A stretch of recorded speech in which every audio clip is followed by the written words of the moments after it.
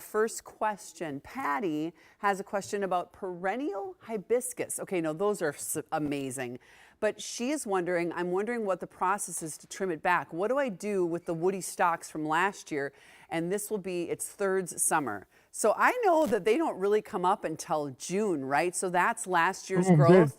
And so what do? Just cut that to the ground? Yeah, you really, those big thick ones that she has in there, you just probably, they're so woody, you might need a pair of loppers, but just cut them right to the ground. I mean, perennial hibiscus, as you notice, ground's got to be really warm before it really starts taking off. So I would do it now, just cut them right down to the ground. As you can see in that picture, there's a little bit of growth coming on already, but just cut those things right to the ground. You don't need them. They do not grow on that.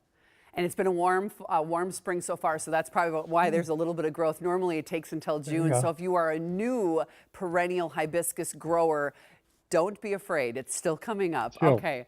A question from Raleigh. Why do Gerber daisies droop? They have plenty of water and sun. I transplanted them from a small pot. I got them on Mother's Day, and they drooped right away. And after the rain, they were standing back up beautifully this morning and were drooping again this afternoon. I think that's just what happens with these babies, right? Well, yeah, pretty much. They don't like a lot of sun. People think they're really a sun plant, but they do much better with a half a day of sun. And we seem to see, as you know, they'll droop in the heat of the day and then come back up at night. So one, keep them moist. And two, they don't keep them in the full blazing south sun, and I think she'll be fine. Okay, good news there, and good information, because people love those Gerber daisies. Okay, they're beautiful colors. They are. Okay, Marge has a question. This is a bush in front of her house, and it's always been very healthy until this year, when I noticed there's a lot of brown needles. I took a closer look and I noticed that there's black worms on several of the branches. So what is going on? What are these worms, and what does she do? They're caterpillars of the European sawfly, and they're really, I hate to say that it's really cool, but when you go near them, they all stand up and wiggle at the same time. But almost anything you want to spray, spinosad, as you know, it's an organic, it works great. That's a killer for them. 7 can be used, but any spray will knock them down. But just be careful when you're using it so you're not hitting any pollinators.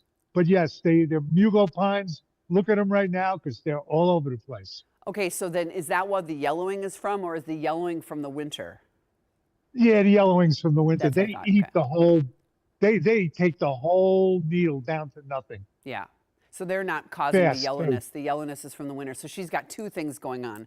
Marge has two things going on. Well, good luck with that. Get some spinosad, do something organic. It'll work. Okay. Yep. Danielle has a question. My peonies have close to 90 buds. I saw this post. 90 buds. This is significant. Thanks. Yeah, this is more than ever, right? More than last year. Should I snip off the smaller buds and just leave 1 or 2 per stem? My coworker suggests it will allow the primary blooms to have more nutrients. What a good question. Well, you may not know this, but I know a person that owns a peony farm. So I called her and asked her, and she said that yes, you can cut those buds off, and yes, they will make the primary ones bigger, but you'll have a shorter grower season and less buds. So her thought was just leave them. You'll get not quite as big main flowers, but you'll get a lot more of the season.